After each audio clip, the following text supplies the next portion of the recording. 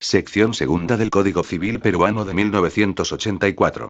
Personas jurídicas. Título primero. Disposiciones generales. Normas que rigen la persona jurídica. Artículo 76. La existencia, capacidad, régimen, derechos, obligaciones y fines de la persona jurídica, se determinan por las disposiciones del presente código o de las leyes respectivas.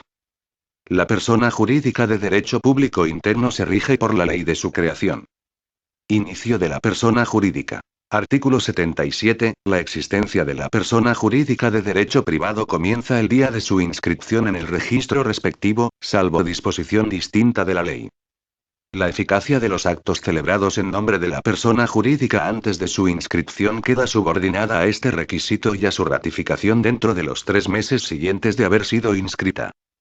Si la persona jurídica no se constituye o no se ratifican los actos realizados en nombre de ella, quienes los hubieran celebrado son ilimitada y solidariamente responsables frente a terceros. Diferencia entre persona jurídica y sus miembros. Artículo 78. La persona jurídica tiene existencia distinta de sus miembros y ninguno de estos ni todos ellos tienen derecho al patrimonio de ella ni están obligados a satisfacer sus deudas.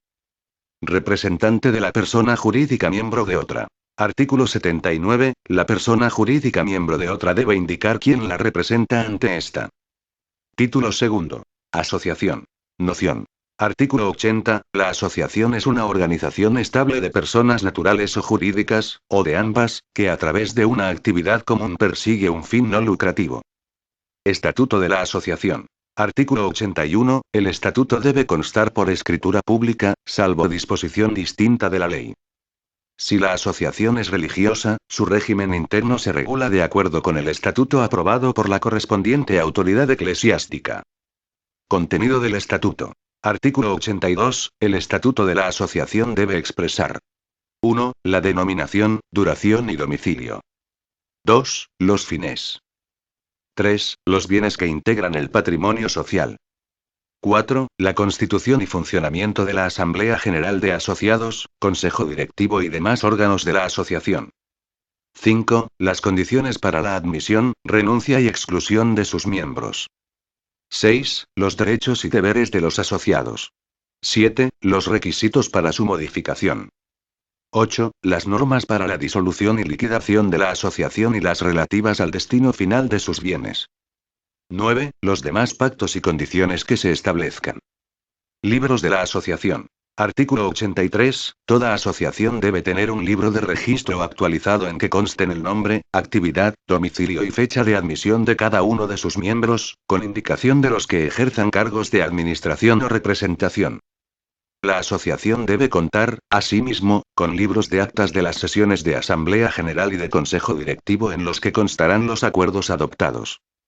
Los libros a que se refiere el presente artículo se llevan con las formalidades de ley, bajo responsabilidad del presidente del Consejo Directivo de la Asociación y de conformidad con los requisitos que fije el Estatuto. Asamblea General. Artículo 84. La Asamblea General es el órgano supremo de la Asociación. Convocatoria. Artículo 85. La Asamblea General es convocada por el presidente del Consejo Directivo de la Asociación, en los casos previstos en el Estatuto, cuando lo acuerde dicho Consejo Directivo o cuando lo soliciten no menos de la 10ª parte de los asociados. Si la solicitud de estos no es atendida dentro de los 15 días de haber sido presentada, o es denegada, la convocatoria es hecha por el juez de primera instancia del domicilio de la asociación, a solicitud de los mismos asociados. La solicitud se tramita como proceso sumarísimo 60. El juez, si ampara la solicitud, ordena se haga a la convocatoria de acuerdo al estatuto, señalando el lugar, día, hora de la reunión, su objeto, quien la presidirá y el notario que dé fe de los acuerdos 61. Facultades de la Asamblea General. Artículo 86. La Asamblea General elige a las personas que integran el Consejo Directivo, aprueba las cuentas y balances, resuelve sobre la modificación del estatuto, la disolución de la asociación y los demás asuntos que no sean competencia de otros órganos. Quórum para adopción de acuerdos. Artículo 87. Para la validez de las reuniones de Asamblea General se requiere, en primera convocatoria, la concurrencia de más de la mitad de los asociados. En segunda convocatoria, basta la presencia de cualquier número de asociados. Los acuerdos se adoptan con el voto de más de la mitad de los miembros concurrentes. Para modificar el estatuto o para disolver la asociación se requiere, en primera convocatoria, la asistencia de más de la mitad de los asociados. Los acuerdos se adoptan con el voto de más de la mitad de los miembros concurrentes. En segunda convocatoria, los acuerdos se adoptan con los asociados que asistan y que representen no menos de la 10ª parte. Los asociados pueden ser representados en Asamblea General, por otra persona. El estatuto puede disponer que el representante sea otro asociado. La representación se otorga por escritura pública. También puede conferirse por otro medio escrito y solo con carácter especial para cada asamblea. Derecho de voto. Artículo 88. Ningún asociado tiene derecho por sí mismo a más de un voto.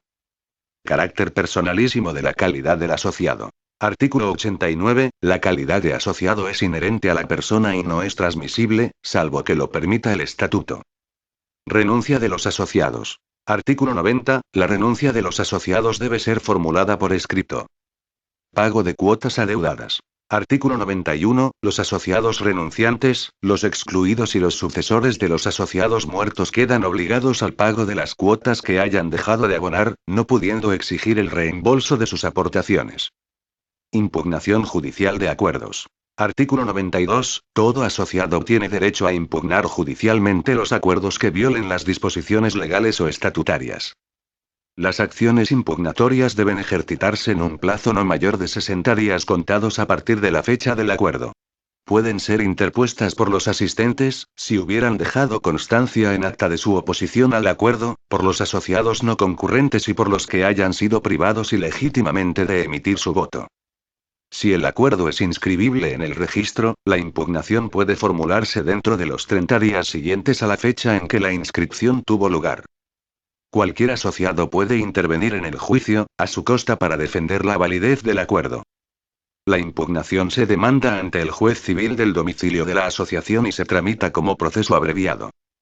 Responsabilidad de los directivos. Artículo 93. Los asociados que desempeñen cargos directivos son responsables ante la asociación conforme a las reglas de la representación, excepto aquellos que no hayan participado del acto causante del daño o que dejen constancia de su oposición. Disolución de pleno derecho. Artículo 94. La asociación se disuelve de pleno derecho cuando no pueda funcionar según su estatuto. Disolución por liquidación. Artículo 95. La asociación se disuelve por liquidación, según lo acordado por su respectiva junta de acreedores de conformidad con la ley de la materia.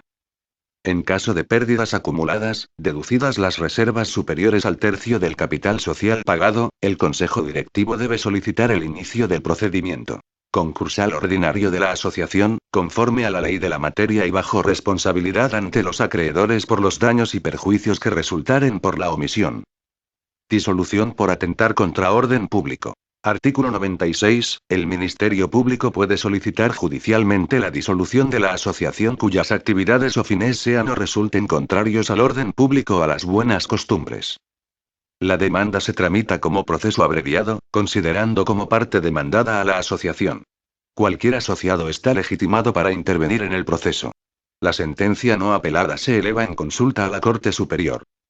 En cualquier estado del proceso puede el juez dictar medidas cautelares suspendiendo total o parcialmente las actividades de la asociación, o designando un interventor de las mismas. 64. Disolución por falta de norma estatutaria. Artículo 97. De no haberse previsto en el estatuto de la asociación normas para el caso en que no pueda seguir funcionando o para su disolución, se procede de conformidad con lo dispuesto en el artículo 599, inciso 2. Destino del patrimonio restante a la liquidación. Artículo 98. Disuelta la asociación y concluida la liquidación, el haber neto resultante es entregado a las personas designadas en el estatuto, con exclusión de los asociados. De no ser posible, la Sala Civil de la Corte Superior respectiva ordena su aplicación a fines análogos en interés de la comunidad, dándose preferencia a la provincia donde tuvo su sede la asociación. Título tercero. Fundación. Noción. Artículo 99. La fundación es una organización no lucrativa instituida mediante la afectación de uno o más bienes para la realización de objetivos de carácter religioso, asistencial, cultural u otros de interés social. Constitución de la fundación. Artículo 100. La fundación se constituye mediante escritura pública, por una o varias personas naturales o jurídicas, indistintamente, o por testamento. Acto constitutivo. Artículo 101. El acto constitutivo de la fundación debe expresar necesariamente su finalidad y el bien o bienes que se afectan. El fundador puede también indicar el nombre y domicilio de la fundación, así como designar al administrador o a los administradores y señalar normas para su régimen económico, funcionamiento y extinción, así como el destino final del patrimonio. Puede nombrarse como administradores de la fundación a personas jurídicas o a quienes desempeñen funciones específicas en ellas. En el primer caso, debe designarse a la persona natural que la represente. El registrador de personas jurídicas debe enviar al Consejo de Supervigilancia de Fundaciones el título de constitución que careciere de alguno de los requisitos señalados en el primer párrafo del presente artículo. El Consejo procederá en un plazo no mayor de 10 días, con arreglo al artículo 104, incisos 1 a 3, según el caso. Revocación del fundador. Artículo 102. La facultad de revocar no es transmisible. El acto de constitución de la fundación, una vez inscrito, es irrevocable. Consejo de Supervigilancia de Fundaciones. Artículo 103. El Consejo de Supervigilancia de Fundaciones es la organización administrativa encargada del control y vigilancia de las fundaciones.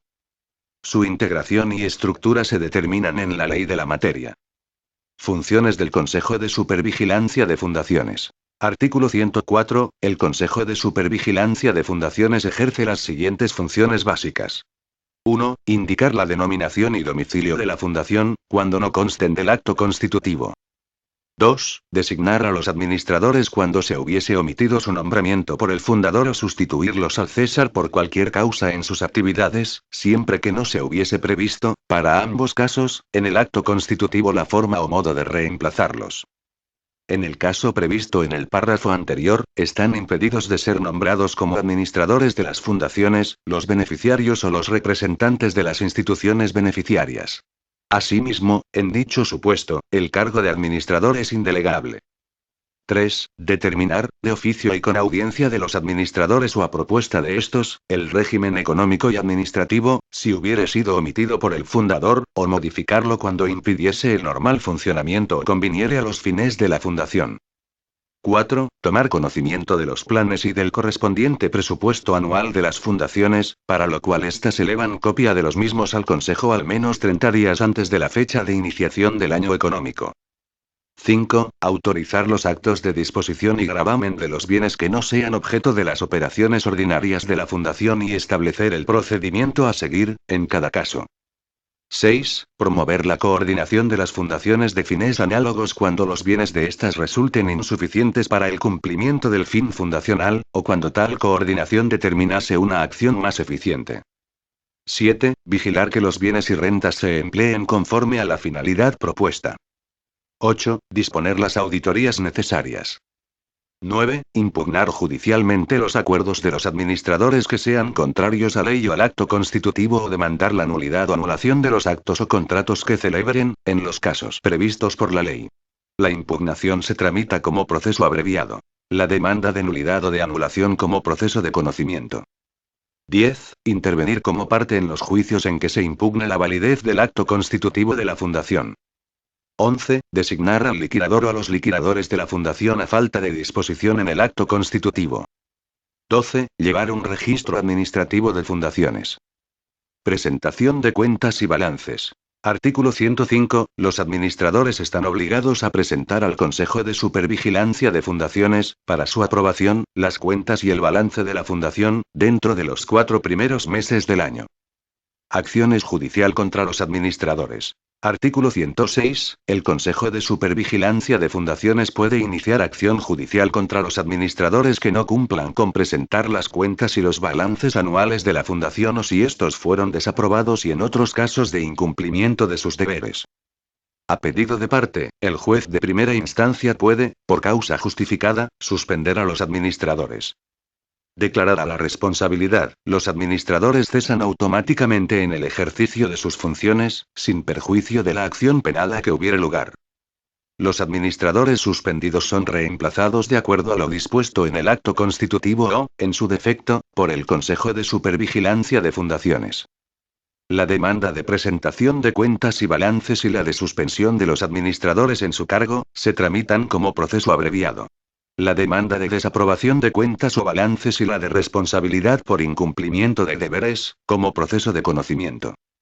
Personas prohibidas para contratar con fundaciones. Artículo 107. El administrador o los administradores de la fundación, así como sus parientes hasta el cuarto grado de consanguinidad y segundo de afinidad, no pueden celebrar contratos con la fundación, salvo autorización expresa del Consejo de Supervigilancia de Fundaciones. La prohibición se hace extensiva a las personas jurídicas de las cuales sean socios tanto el administrador o los administradores de la fundación, como sus parientes en los grados señalados en el párrafo anterior. Ampliación y modificación de los objetivos de la fundación. Artículo 108. El Consejo de Supervigilancia de Fundaciones, respetando en lo posible la voluntad del fundador, puede solicitar al juez civil. 1. La ampliación de los fines de la fundación a otros análogos, cuando el patrimonio resulta notoriamente excesivo para la finalidad instituida por el fundador. 2. La modificación de los fines, cuando haya cesado el interés social a que se refiere el artículo 99. La pretensión se tramita como proceso abreviado, con citación del Ministerio Público, considerando como emplazados a los administradores de la fundación. Disolución de la fundación. Artículo 109. El Consejo de Supervigilancia puede solicitar la disolución de la fundación cuya finalidad resulte de imposible cumplimiento. La demanda se tramita como proceso abreviado ante el juez civil de la sede de la fundación, emplazando a los administradores. La demanda será publicada por 3 veces en el diario encargado de los avisos judiciales y en otro de circulación nacional, mediando 5 días entre cada publicación. La sentencia no apelada se eleva en consulta a la Corte Superior.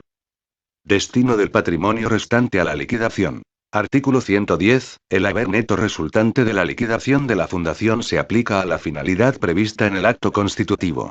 Si ello no fuera posible, se destina, a propuesta del Consejo, a incrementar el patrimonio de otra u otras fundaciones de finalidad análoga o, en su defecto, a la beneficencia pública para obras de similares propósitos a los que tenía la fundación en la localidad donde tuvo su sede.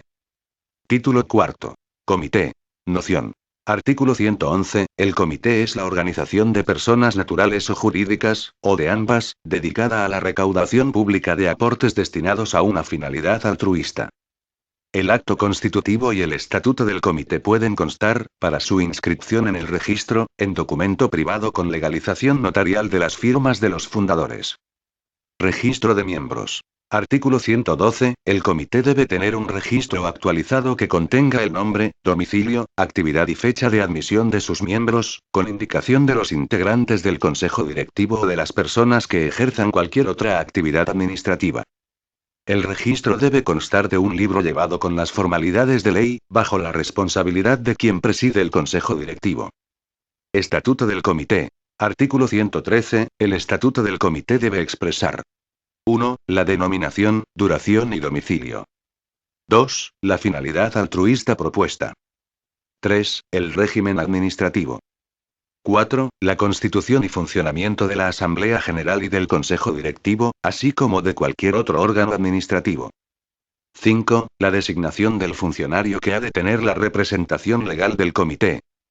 6. Los demás pactos y condiciones que se establezcan. Convocatoria del Consejo Directivo. Artículo 114. El Consejo Directivo es el órgano de gestión del comité y es convocado por quien lo presida en los casos previstos en el estatuto o cuando lo solicite cualquiera de los miembros integrantes del Consejo o la 10ª parte de los miembros del comité. Si su solicitud fuese denegada o transcurren 7 días de presentada sin efectuarse la convocatoria, se procede de conformidad con lo establecido en el artículo 85. Atribuciones de la Asamblea General. Artículo 115. La Asamblea General elige a las personas que integran el Consejo Directivo. Puede modificar el estatuto, acordar la disolución del comité y adoptar cualquier otra decisión que no sea de competencia de otros órganos. Quórum para reuniones y acuerdos. Artículo 116. Para la validez de las reuniones de la Asamblea, para el cómputo del quórum y para las votaciones, se aplica lo dispuesto en los artículos 87, párrafo primero, y 88.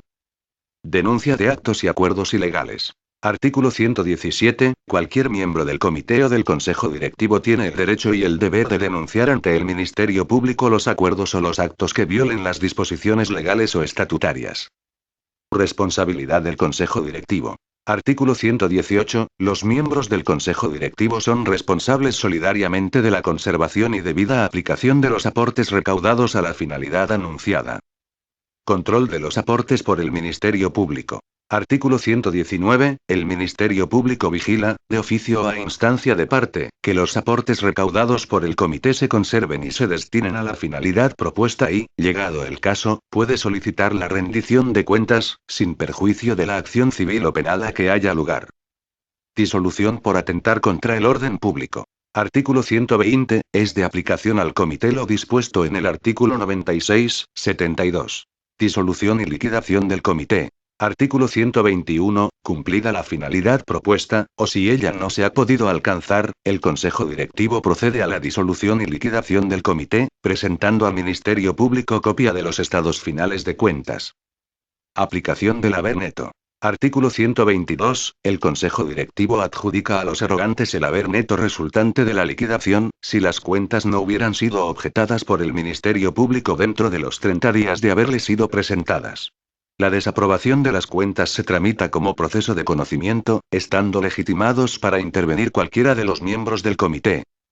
Si la adjudicación a los erogantes no fuera posible, el Consejo entregará el haber neto a la entidad de beneficencia pública del lugar, con conocimiento del Ministerio Público. Aplicación supletoria de normas. Artículo 123. El comité se rige, además, por los artículos 81 a 98, en cuanto le fueren aplicables. Sección tercera. Asociación, fundación y comité no inscritos. Título primero. Asociación. Régimen de la asociación de hecho. Artículo 124. El ordenamiento interno y la administración de la asociación que no se haya constituido mediante escritura pública inscrita, se regula por los acuerdos de sus miembros, aplicándose las reglas establecidas en los artículos 80 a 98, en lo que sean pertinentes. Dicha asociación puede comparecer en juicio representada por el presidente del Consejo Directivo o por quien haga sus veces. Fondo común de la asociación de hecho. Artículo 125. Los aportes y las cuotas de los asociados, así como los bienes que adquiera la asociación, constituyen su fondo común. Mientras está vigente la asociación no se puede pedir la división y partición de dicho fondo, ni el reembolso de las aportaciones de los asociados. Responsabilidad por obligaciones de los representantes. Artículo 126. El Fondo Común responde de las obligaciones contraídas por los representantes de la asociación. De dichas obligaciones responden solidariamente quienes actúen en nombre de la asociación, aun cuando no sean sus representantes. Título segundo. Fundación. Inscripción de la fundación de hecho. Artículo 127. Si por cualquier causa el acto constitutivo de la fundación no llega a inscribirse, corresponde al Consejo de Supervigilancia de Fundaciones, al Ministerio Público o a quien tenga legítimo interés, realizar las acciones para lograr dicha inscripción. Responsabilidad solidaria de los administradores. Artículo 128. Los administradores de la fundación, en tanto no esté inscrita, son solidariamente responsables de la conservación de los bienes afectados a la finalidad propuesta y de las obligaciones que hubieren contraído. Afectación del patrimonio a otra fundación. Artículo 129. De no ser posible la inscripción a que se refiere el artículo 127, la Sala Civil de la Corte Superior de la sede de la Fundación, a solicitud del Consejo de Supervigilancia de Fundaciones, del Ministerio Público o de quien tenga legítimo interés, afectará los bienes a otras fundaciones de fines análogos o, si ello no es posible, a otra fundación preferentemente establecida en el mismo distrito judicial. Título tercero. Comité. Comité de hecho. Artículo 130. El comité que no se haya constituido mediante instrumento inscrito se rige por los acuerdos de sus miembros, aplicándose las reglas establecidas en los artículos 111 a 123, en lo que sean pertinentes. El comité puede comparecer en juicio representado por el presidente del Consejo Directivo o por quien haga sus veces. Responsabilidad solidaria de los organizadores. Artículo 131. Quienes aparezcan como organizadores del comité y quienes asuman la gestión de los aportes recaudados, son responsables solidariamente de su conservación, de su aplicación a la finalidad anunciada y de las obligaciones contraídas. Disolución y rendición de cuentas a pedido del Ministerio Público. Artículo 132. Cumplida la finalidad propuesta, o si ella no se hubiera podido alcanzar, el Ministerio Público solicita de oficio a instancia de parte, la disolución del comité y la rendición judicial de cuentas, proponiendo la afectación del haber neto resultante a fines análogos. Supervisión de lo recaudado por el Ministerio Público. Artículo 133. El Ministerio Público vigila, de oficio o a instancia de parte, que los aportes recaudados se conserven debidamente y se apliquen a la finalidad anunciada. Sección cuarta. Comunidades campesinas y nativas. Título único. Disposiciones generales. Noción y fines de las comunidades campesinas y nativas. Artículo 134. Las comunidades campesinas y nativas son organizaciones tradicionales y estables de interés público, constituidas por personas naturales y cuyos fines se orientan al mejor aprovechamiento de su patrimonio, para beneficio general y equitativo de los comuneros, promoviendo su desarrollo integral. Están reguladas por legislación especial. Existencia jurídica de las comunidades. Artículo 135. Para la existencia legal de las comunidades se requiere, además de la inscripción en el registro respectivo, su reconocimiento oficial. Carácter de las tierras de las comunidades. Artículo 136. Las tierras de las comunidades son inalienables, imprescriptibles e inembargables, salvo las excepciones establecidas por la Constitución Política del Perú. Se presume que son propiedad comunal las tierras poseídas de acuerdo al reconocimiento e inscripción de la comunidad. Estatuto de las comunidades. Artículo 137. El Poder Ejecutivo regula el Estatuto de las Comunidades, el cual consagra su autonomía económica y administrativa, así como los derechos y obligaciones de sus miembros y las demás normas para su reconocimiento, inscripción, organización y funcionamiento. Asamblea General. Artículo 138. La Asamblea General es el órgano supremo de las comunidades. Los directivos y representantes comunales son elegidos periódicamente, mediante voto personal, igual, libre, secreto y obligatorio. Padrón y catastro de las comunidades. Artículo 139. Las comunidades tienen un padrón general actualizado con el nombre, actividad, domicilio y fecha de admisión de cada uno de sus miembros, con indicación de los que ejerzan cargos directivos o representación. Las comunidades tienen, asimismo, un catastro en el que constan los bienes que integran su patrimonio. En el padrón general y en el catastro constan también los demás datos que señale la legislación especial.